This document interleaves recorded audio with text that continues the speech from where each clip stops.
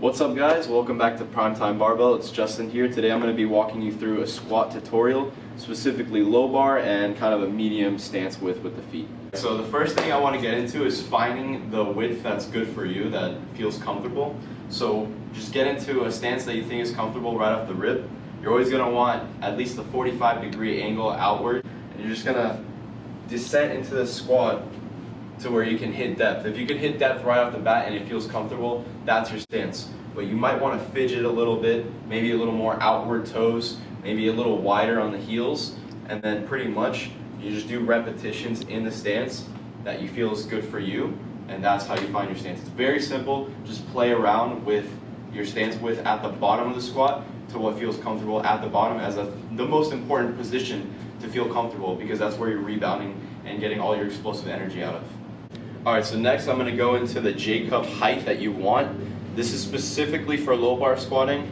As a powerlifter, you're going to want to low bar squat, recruit more muscle activation. So right here, the bar is pretty much going to be aligned with right above my nipples, like on my upper chest area. It's going to be slightly beneath my shoulder, and I found that to be pretty successful. I actually have it a little bit lower than most people have it, as I just want to make sure I can clear it without anytime the bar will whip when there's more weight on it. You don't want that to get in the way, you don't want any clinking. If anything, you want to have the J-cups a little bit lower than you think you need them at. Alright, so now I'm going to get into the hand grip on the barbell itself. This is very, very dependent on who you are as a lifter and how big you are. I think it's majority of the time based on your weight class. The heavier you are, the wider you're going to be, the wider of a body you have, and then the lighter you are. I usually see a lot of lifters that are lighter literally have their hands touching their shoulders, but as your biceps grow and get bigger, as you're increasing your weight class, it's going to be harder, it's going to cause tendonitis. So personally me, I like to have my index finger on the rings, but if you're not even anywhere on the rings, if you're closer than that, a good reference to make sure you're even on the bar is always have your thumb pointed out and make sure that you measure that small little distance between your thumb and the end of the knurling that goes into the smooth as a reference to make sure that it's even on both hands. You look back and forth and you find your spot. It's very important. But for me, I have my index finger on the ring, and then I go into under the bar, and then I'll begin the unrack. Get your hand placement right. Go under slowly. Find the position that feels comfortable. It's different for everyone. And then tighten it down. I'm using my hand to pull down, like a lat pull down, like very, very, very hard, and that's going to create back tightness. And I have a slightly retraction, so my shoulder blades are touching together just a little bit to create extra tightness. Get under, it's directly on my rear delts. Pull the bar down, take a deep breath. I'm going to get into the walkout. Take a deep breath into the diaphragm. You notice I kind of do a little momentum switch into my toes, like I'll go from all the weight being into my heels to being in my toes. And I found that to be very, very successful for me. It allows the unrack to be very, very easy, and you don't really have to think about it. It comes up very fast. Then as for the walkout, I always look down at my feet, and I just slowly take my time, walk back. I always unrack with my feet pretty narrow, more narrow than where I actually squat. So a little less than shoulder width, and then I'll get into my normal stance as I walk out. There's not too much to think about here. Just be very, very slow and make sure you don't hit the J-cups. Make sure your feet are narrow when you unrack. And then as you walk back, you're slowly widening your feet into the position you want them to be. Alright, so I want to talk a little bit about bracing before I get back under the bar for squats.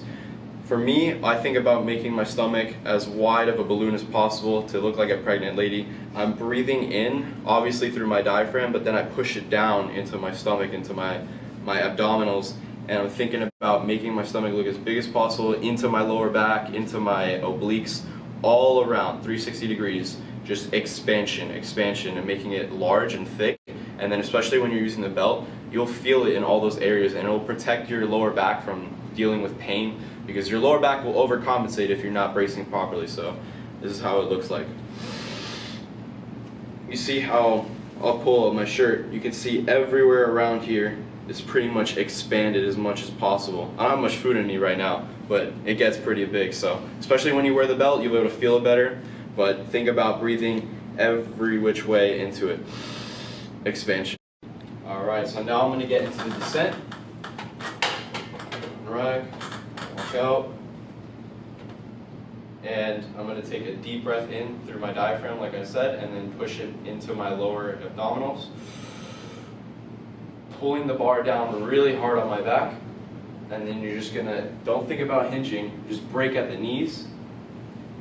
And then when you come up, think about pushing your feet into the ground as hard as possible and keeping that brace. I think keeping the brace is the most important thing. A lot of lifters will lose their brace just from getting into that depth position. It's a little harder to keep your brace, but as long as you're maintaining tension everywhere, the bar is still being pulled on my back really hard, and I'm pushing my stomach into the belt really hard, and then I come up. Pelvic tilt. So you can put your hands on your waist and move your pelvis kind of more underneath your body, and that's where you want to be.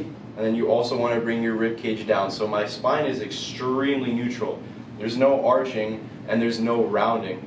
It's neutral. And then when I brace, I expand and I also bring my rib cage down. So everything is stacked in this position, and then I can comfortably squat like that.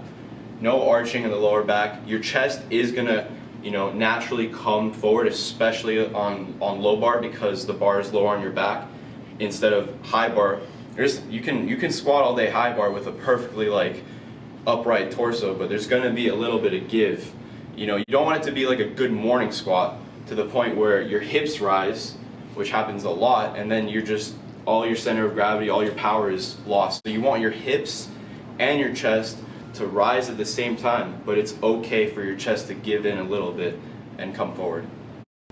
Alright, so now I'm going to get into a bracing exercise to really practice bracing. You should be able to brace without holding your breath. Something that I took a long time to learn is that you can talk perfectly fine while bracing. I'm bracing right now, I don't know if you can tell, but I'm bracing and having a conversation with you. So the easiest way to practice this is to put a kettlebell on your stomach as you're bracing and shallow breathe. Practice breathing while maintaining the brace. So you want to lay on your back, have your feet up, bent like this, and then you want to maintain contact with your lower back into the floor. So my spine is completely neutral right now. You're going to place your hands here and just balance it. Don't do anything, don't lift it up, don't release the tension. You're going to put your head down, you're going to expand, and you're going to breathe. Don't let the kettlebell fall like this. That's when you're losing the tension. Maintain the brace the whole time. Do I'd say 3 to 6 inhales and exhales, and that's a really good way to practice the brace, maintaining it the whole time. That way because I exhale on the way up just a little bit, and that way you can maintain the brace, you don't lose it, which is, I say the failure of most lifts when it comes to squatting is they'll lose the brace and all the tightness is gone. They may have the back is super tight, but once you lose that foundation of the brace in your abdominals, which is very important, it's a high risk for the lift to completely fail. Alright, so thank you very much for watching. If you made it all the way through, please leave a like and comment down below anything else you'd like to see from us, from Primetime Barbell, any tutorials, any tips, anything we're willing to record. I hope this does help you. I really wanted to make sure that I mentioned everything that comes to the squat, down to the bracing, down to the grip width, the stance width of the feet, everything. I wanted to make sure it's clear and that I got every single part of the squat in the video. So thank you so much, and I'll see you guys later.